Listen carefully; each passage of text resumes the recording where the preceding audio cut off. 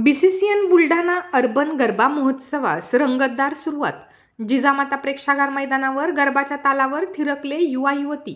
नवरात्रोत्सव म्हटलं की बुलढाण्यातील तरुणाई ज्याची आतुरतेने वाट पाहते तो म्हणजे बुलढाण्याचा ब्रँड बनलेला BCCN Buldhana urban garba festival.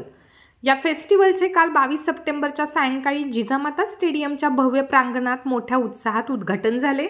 भव्य स्टेज, रंगीबेरंगी लाईट्स व पारंपरिक वेशभूषेत सजलेले शेकडो तरुण तरुणींच्या उपस्थितीत सुरू झालेल्या या महोत्सवाने बुलढाण्याचा उत्सवप्रिय चेहरा अगदी उजळून निघाला।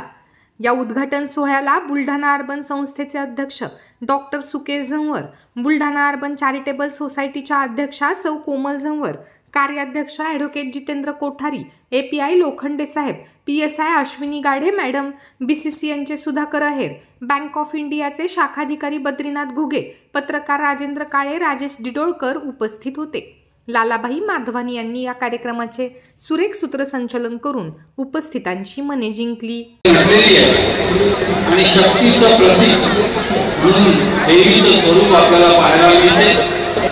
या नवदुर्गेच्या स्वरूपांमध्ये जे इथे सगळे आहेत, या नवदुर्गा या वेगवेगळ्या शक्तींना समर्पित आहेत।